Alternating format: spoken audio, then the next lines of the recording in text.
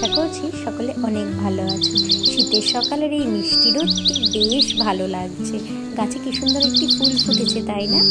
আজ 28শে নভেম্বর, বৃহস্পতিবার, আমার জীবনের একটি বিশেষ দিন। ভেবেই রেখেছিলাম যে সকালের যাবতীয় কাজকর্ম করে আগে পুজোটা দিয়ে নেব। আজ আমার বিশেষ দিন, তাকে তো একটু সাজতেই হবে। কি মিষ্টি লাগছে গপুকে, তাই না? তাই আজ সকাল সকাল বসে গিয়েছিলাম পুজো দিতে, তারই প্রস্তুতি পর্ব চলছে। এবার বলি বিশেষ দিনটি কি। বিশেষ দিনটি হলো আজকের দিনে আমার মা প্রথম মাতৃত্বের স্বাদ পেয়েছিল, অর্থাৎ আমার জন্মদিন। দিনটি সবার কাছে না হলেও আমার কাছে কিন্তু খুবই স্পেশাল। পুজো দিতে দিতেই দেখলাম বাইরে প্রচণ্ড আওয়াজ হচ্ছে, গিয়ে দেখলাম রাস্তায় কাজ হচ্ছে। যাই হোক, এখানে দাঁড়িয়ে তো হবে না, মায়ের কাছে গেলাম একটু সাহায্য করার জন্য। বিশেষ কিছু হচ্ছে না আজকে, তবে ওই সামান্য আর কি। ছিলাম সারাদিনটা হয়তো এভাবেই যাবে, কিন্তু সন্ধ্যের পর অনেক সারপ্রাইজ পেয়েছি, সেটা পরের ভিডিওতে শেয়ার করব।